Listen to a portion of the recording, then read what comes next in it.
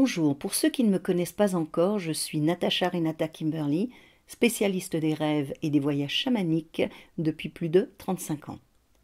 J'ai décidé de vous parler aujourd'hui de la turquoise, une pierre longtemps considérée comme étant la pierre des chamans et des guerriers chez bon nombre de peuples de par le monde. La turquoise est un phosphate d'alumine composé essentiellement de cuivre et d'aluminium, mais aussi de fer et de phosphore. Elle est d'une dureté comprise entre 5 et 6 sur l'échelle de Mohs. La turquoise est une pierre poreuse et opaque, dite cryptocristalline, c'est-à-dire qu'elle forme des cristaux qui ne sont visibles qu'à l'aide d'un microscope en lumière polarisée. La couleur de la turquoise va des différentes teintes de bleu, dues au cuivre qui entre dans sa composition, aux diverses nuances de vert naturel dues à la présence de fer.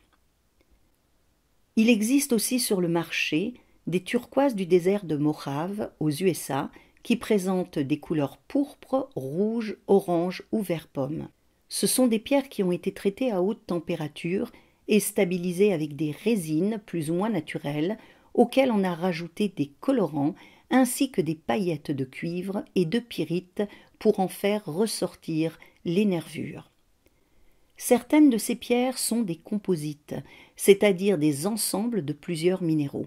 Ce qui fait qu'on peut obtenir par exemple une turquoise de Mojave qui est en même temps pourpre, bleue, verte et dorée. Ces pierres semi-naturelles seraient plus arrangées du côté des orgonites que du côté des véritables turquoises. Ce sont toutefois de beaux objets qui font de magnifiques bijoux. L'exploitation de la turquoise est plusieurs fois millénaire et date du néolithique. La plupart des anciens gisements de turquoise, qui se trouvent fréquemment dans des endroits désertiques et arides, sont épuisés. Ceux qui sont encore en activité sont localisés en Afghanistan, en Australie, au Mexique, aux États-Unis, en Iran, en Israël, au Tibet et en Tanzanie. Le seul gisement de turquoise d'Europe est en France, dans le département de la Creuse. D'après Pline l'Ancien, naturaliste romain du 1er siècle dont je vous ai déjà parlé, la turquoise était appelée en grec ancien kalainos, qui signifie chatoyant bleu et vert. Ce qui explique qu'on trouve encore de temps en temps le nom kalaïte pour désigner ce minéral. Les Perses avaient pour coutume de porter un bracelet ou un collier de turquoise pour se protéger de la mort qui pouvait les menacer à tout instant. Ils avaient appelé cette pierre pirousset, qui signifie victoire. J'imagine qu'il s'agit là de la victoire sur la mort qui rôde. Les Perses se servaient aussi de la turquoise comme monnaie d'échange, ce qu'ont fait également les Apaches, les Mayas, les Anasazi, les Zunis, les Navaros et les Aztèques. Ramenée d'Iran par les Turcs, cette pierre a été achetée par les marchands vénitiens sur les marchés de Turquie. Ces marchands l'ont introduite ensuite en Europe, où elle a tout naturellement été appelée turquoise au XVe siècle, ce qui veut simplement dire pierre de Turquie. Ce n'est que bien après que ce minéral a donné son nom à la couleur turquoise. En Turquie, la turquoise était censée protéger le cavalier et sa monture contre les chutes. Chez les Égyptiens, la turquoise était déjà exploitée en l'an 6000 avant notre ère et était utilisée pour la création de bijoux et d'objets de décoration. De nombreux bracelets de turquoise ont été trouvés sur les poignets des momies. Cette pierre était l'attribut de Hathor, la déesse de l'amour, de la joie, de la beauté, de la musique et de la maternité.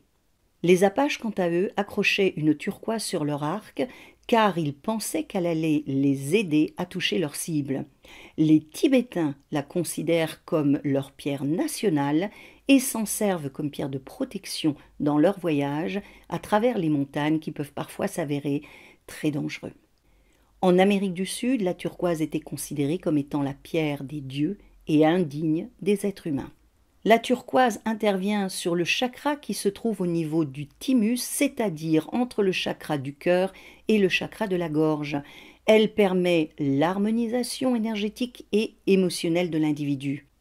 En lithothérapie, cette pierre est employée entre autres pour nettoyer et réguler les fluides corporels. soulager les infections urinaires, atténuer le stress et les douleurs musculaires, lutter contre les infections et les intoxications, renforcer le système immunitaire et apaiser le système nerveux.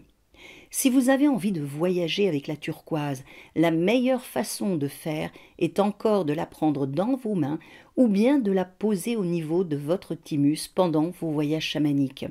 Solliciter la turquoise dans votre vie et voyager avec elle vous permettra de vous protéger aussi bien physiquement qu'énergétiquement, de favoriser la communication avec ceux qui vous entourent, de stabiliser vos humeurs et d'accroître votre empathie.